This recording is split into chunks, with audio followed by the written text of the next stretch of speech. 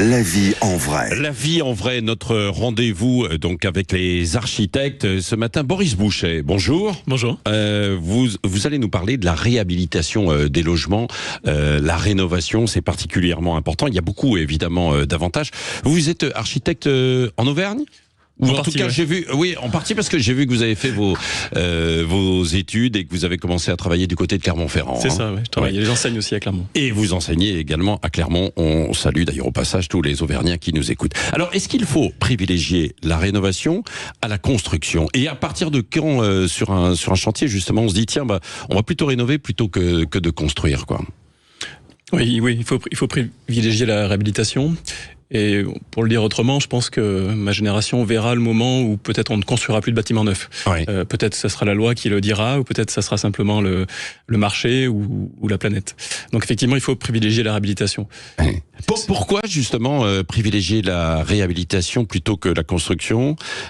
Parce que ça fait appel à beaucoup de matériaux qu'on va chercher un petit peu partout, c'est ça? Vous pensez à ça? Bah oui, en premier lieu, c'est bien pour la planète, parce que si on réutilise des bâtiments qui existent, déjà on commence par ne pas consommer de terres naturelles ou agricoles. Vous savez, c'est la loi ZAN dont on parle beaucoup là. Donc ça, c'est la première chose. Ensuite, il y a évidemment, quand on a construit un bâtiment il y a quelques années, dizaines d'années, quelques siècles, on a dépensé de l'énergie, du carbone, qu'on n'a plus à dépenser cette fois-là. Donc à nouveau, c'est bon pour la planète.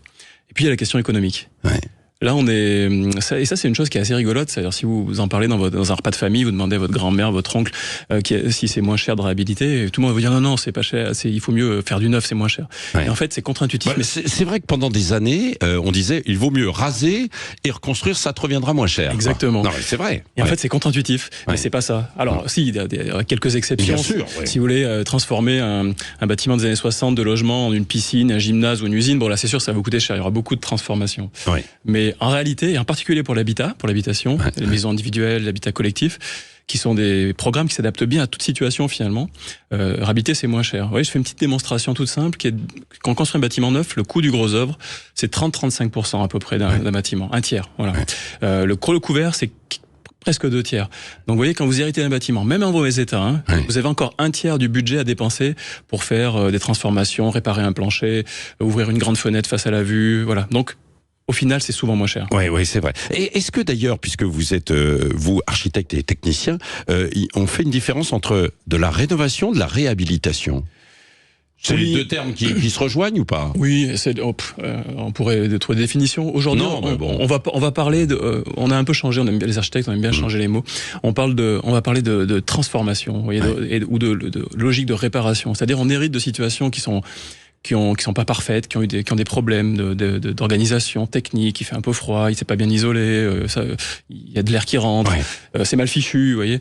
Et on parle de réparation, et comme si on réparait une voiture, finalement. Oui, alors est-ce que la différence peut-être avec du bâtiment ancien, c'est que pour le mettre aux normes d'aujourd'hui, c'est-à-dire l'exposition, etc., pour avoir davantage de soleil, donc un petit peu moins de chauffage, ça c'est peut-être quand même extrêmement difficile, quoi. À partir de quel moment on détermine qu'il vaut mieux donc justement le rénover plutôt que de construire à côté? Alors, à partir de quel moment? C'est aussi un état d'esprit, quoi. C'est-à-dire, et c'est un état d'esprit qui change. Vous voyez, quand j'enseigne depuis 15 ans, il y a quelques années, les étudiants, naturellement, ils construisaient du neuf dans leur réflexion. Aujourd'hui, naturellement, ils vont réhabiliter en premier dans leur réflexion. Donc ça, c'est un changement d'état d'esprit qui vient chez tout le monde, les élus, les techniciens que nous sommes, etc. Ensuite, là, évidemment, il y a les questions techniques. Vous avez raison, il y a des bâtiments, ils sont difficiles à transformer. Bien sûr. Mais au final, il faut quand même se dire un truc, c'est que les gens qui les ont construits, ils avaient aussi, ils ont réfléchi, ils ont fait attention, et ils faisaient en particulier plus attention aux questions d'ensoleillement, aux questions d'orientation face au vent, de vue, parce que tout simplement, ils avaient des moyens techniques qui étaient un peu moindres par rapport aux nôtres. Voilà. Donc souvent, il y a beaucoup d'intelligence préalable. Alors après, il y a une question derrière, quand on veut faire de la rénovation, réhabilitation, c'est est-ce que ces bâtiments ou ces immeubles sont faits pour durer? Ou est-ce que, finalement, ils risquent d'être dépassés, mais mis en danger, bien sûr. Les sols bougent, en fait, aujourd'hui aussi. Bien sûr. Alors, on peut pas donner une réponse unilatérale, ça dépend des années. Un bâtiment du XVIIe siècle qui a pris l'eau pendant tout le XXe siècle, un bâtiment des années 60, un bâtiment encore plus récent, il y a des grosses différences évidemment. Donc là, C'est là où le boulot de l'architecte, des ingénieurs qui nous accompagnent, c'est de faire un diagnostic, de comprendre ce qui va pas, là où on a des gros soucis techniques, ou au contraire, là où le bâtiment est en bonne santé. Et on constate quand même globalement, les bâtiments sont en bonne santé, parce qu'on est dans un pays où on a des réflexions techniques poussées depuis très longtemps finalement. Y compris à la campagne, parce que j'ai cru comprendre qu'il y avait un débat. Est-ce qu'on peut réhabiliter d'anciens bâtiments, par exemple de fermes, les transformer en habitation? Vous, en tant qu'architecte, justement, qu'en pensez-vous?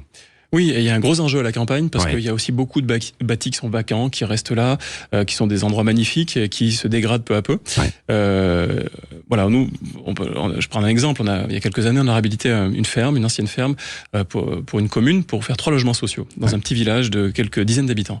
Au départ, la collectivité nous a laissé le choix. Elle a dit, c'est vous les architectes, vous pouvez soit raser le bâtiment, soit le réparer. Nous, on était des jeunes architectes à l'agence à l'époque. On a dit non, on fait du neuf, c'est plus rigolo, tout ça. Et puis en fait, en faisant les calculs, en faisant les estimations, on s'est aperçu que c'était une bêtise. Voilà. Et donc, on a changé d'avis. Et en fait, on a réhabilité ce bâtiment. On n'a fait aucune extension. Et c'est un bâtiment en très mauvais état. Le toit s'était envolé l'hiver d'avant.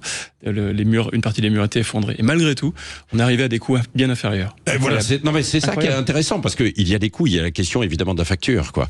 Vous savez quel âge, Boris Boucher? J'ai 43 ans. 43 ans. Non, parce que vous avez dit, vous êtes justement peut-être à l'intersection, quoi, entre les anciennes générations et les nouvelles générations, qui portent donc la réhabilitation plutôt que la construction pour donc l'architecture. Merci d'avoir été avec nous ce matin sur Sud Radio dans notre rendez-vous donc avec l'Ordre national des architectes tous les 15 jours.